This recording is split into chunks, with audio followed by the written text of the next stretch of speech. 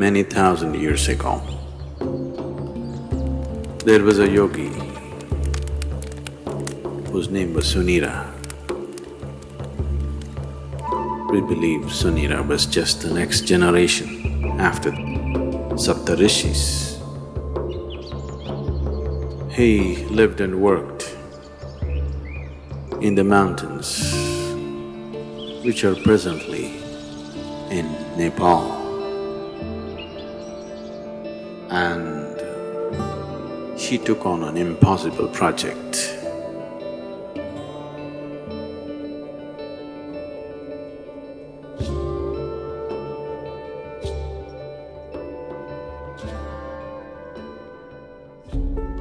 Sunira saw that human consciousness could be evolved if you produce a perfect human being who could render this to all sorts of people. In a way, he comes from the tradition of Shiva. Somewhere it's his dream to build another being like that.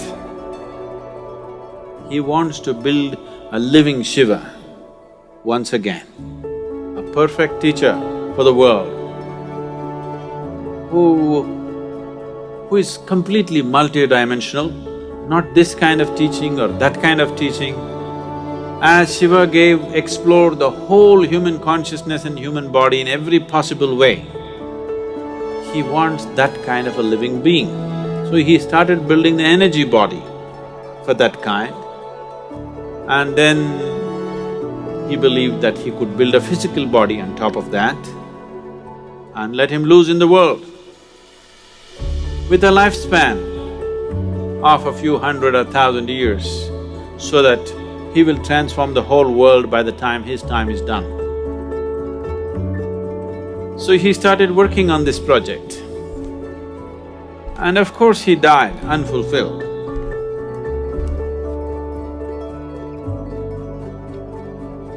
So here and there, down these 40,000 years, many ambitious yogis picked up the same project that Sunira had left and tried to reconstruct this energy body of a perfect teacher who can transform human consciousness.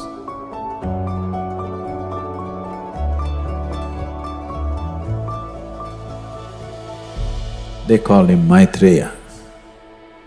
Maitreya means a friend, a true friend to the humanity, to come and change humanity, the world teacher.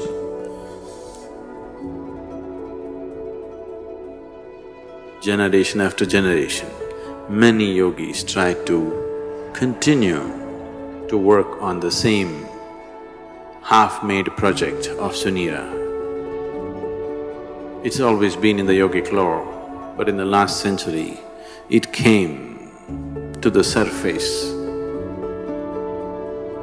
It came to social knowledge because the Theosophists worked on it. Annie Besant, Leadbeater, and Madam whatever her name, I can never pronounce, Blavatsky. All three of them took this project up. They said, we are going to make it. They amassed a vast amount of occult knowledge, probably for the first time in the last few hundred years. And definitely for the first time, not in a traditional way but in a modern way, they took up this project.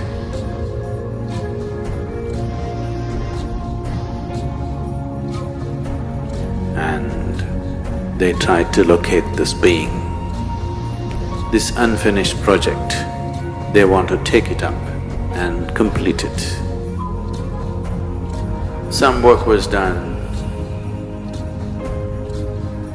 They had the knowledge, but they did not have the capability. They acquired much information, but they could not acquire the necessary means to do anything like that. Twice they made serious effort to simply declare that they have completed the project, the perfect being has come. But it did not work.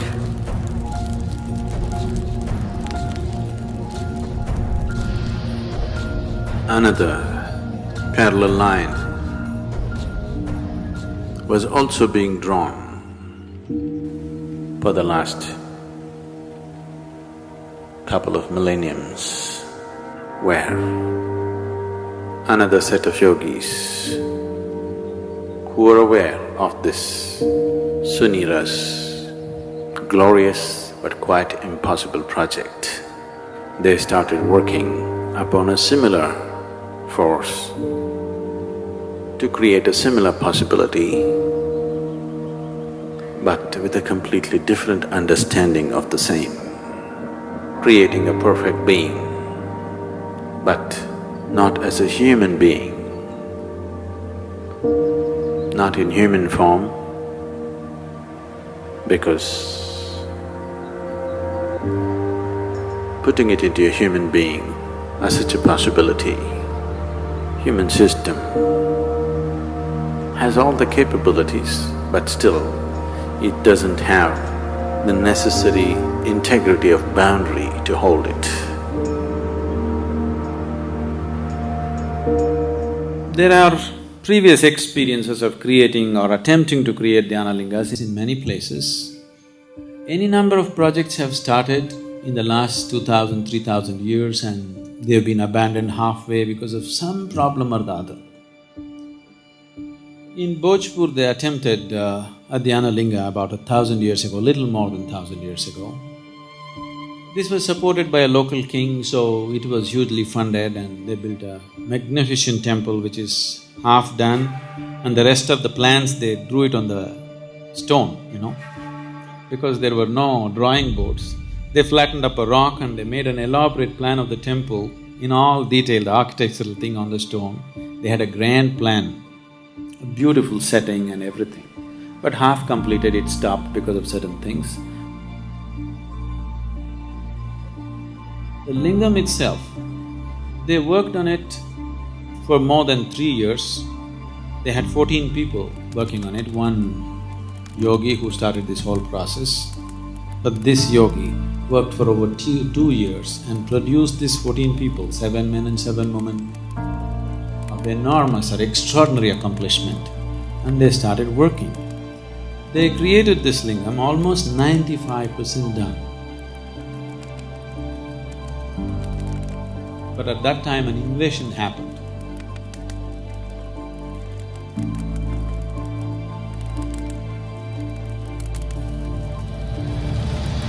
The invaders came.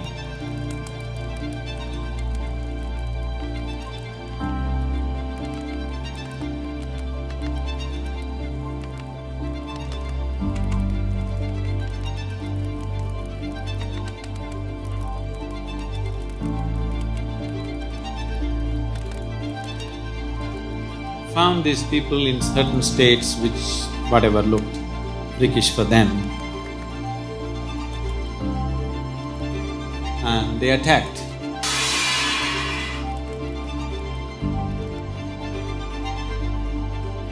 When they attacked, his left foot was chopped off. Because of this damage in the body, he could not continue. So he decided that they will merge themselves into the lingam and complete the work. So they asked another yogi, trained another yogi to lock the energies. This yogi left their bodies and merged into the lingam. But the other yogi who was supposed to do this was so overwhelmed by this situation that he could not lock it. Because they did not lock it in time, the lingam just cracked up.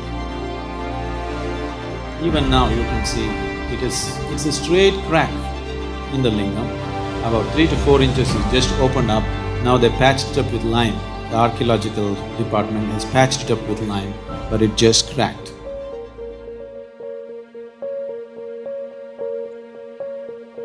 Building such structures has been the want of many yogis because creating tools for enlightenment, not just as teachings, not just as practices that one can do, but living tools that people can walk through, living tools by which people can be impacted towards that process, has always been the great desire of the yogis. One of them who had such a desire fixed me up for the job.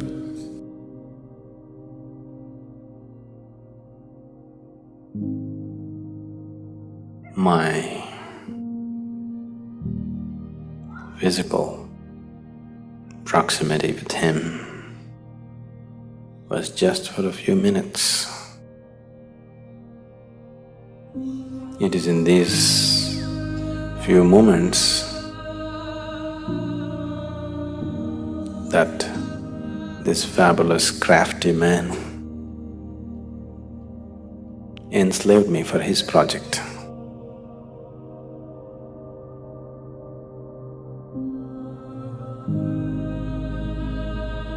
Everything that I did was around it because it was my Guru's dream and it was his vision that the Dhyanalinga has to be established.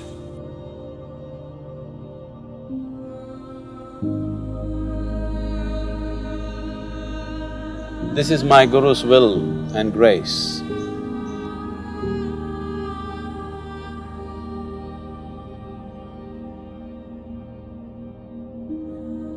I must tell you something about the madness from where I come.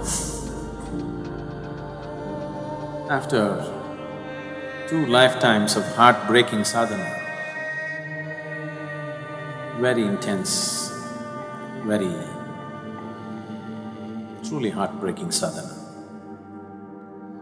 These 2 lifetimes, I was referred to by people as Shiva Yogi. And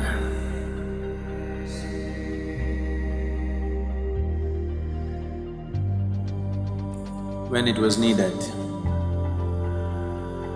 when my Guru appeared,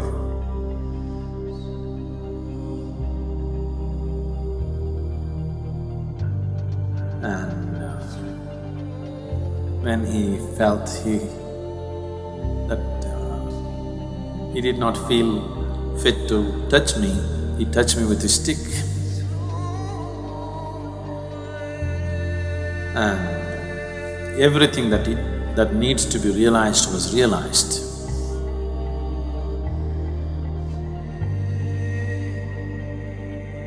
I was at the very peak of anything can be.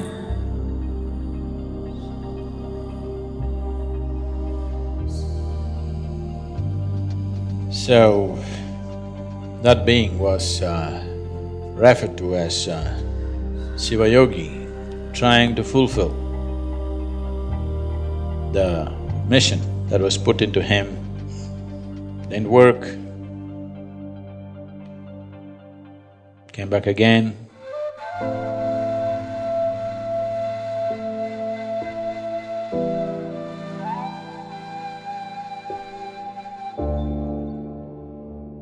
Sadhguru Sri Brahma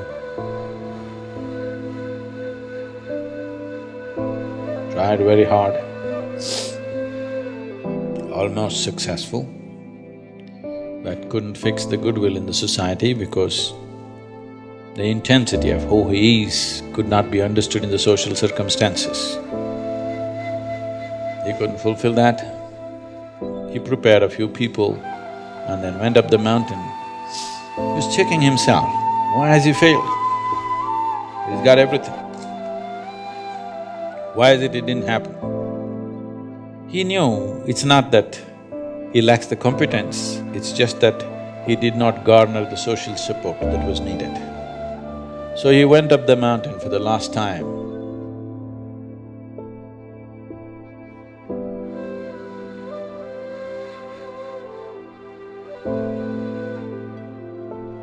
Before going up, he announced here at the foothills, a few of his disciples gathered.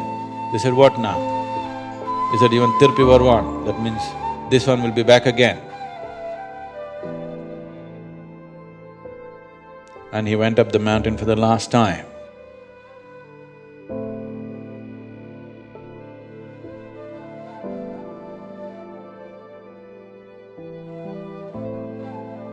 And he did a rare thing. He left his body through all his 7 chakras at the same time. He's just checking himself. He knows it's not so, but still the first blame should be on you when something doesn't work. So he's checking in case I'm not good or I'm not good enough. So he left his body through all his 7 chakras. This phenomenal energy, this very distinct energy which is nowhere else, you can experience on the 7th hill.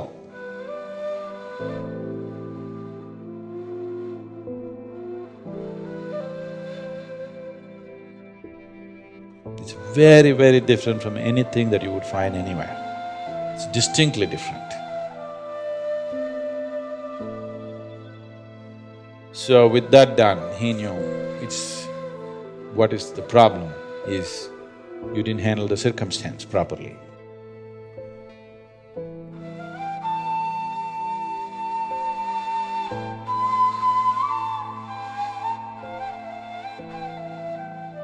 This round when we came, we planned everything to a point where we decided a few people that I need, where they are born, in which room, how. Everything was planned, it went accordingly.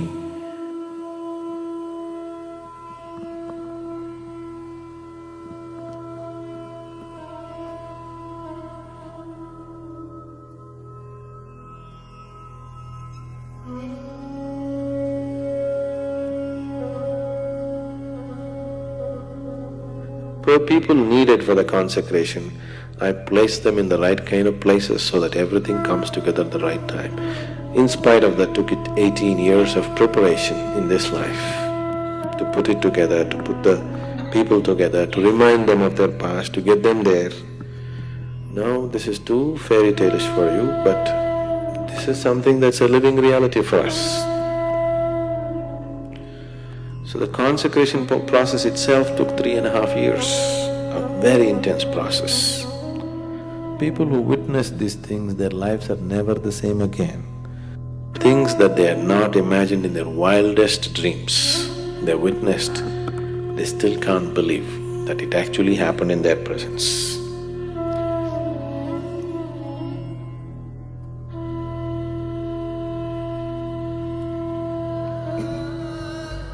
Yogi Sunira, he worked through his lifetime, and towards the end of his life, when this dream of creating a perfect being remained unfulfilled, Yogi Sunira made a prophecy that long time from now, long time from now, this work that I have started will find fulfillment and reverberate, not here, but in the green hills of the south. Our hills are green. We are in the south. So whatever Sunira's prophecy has come true, but not the way he thought it would.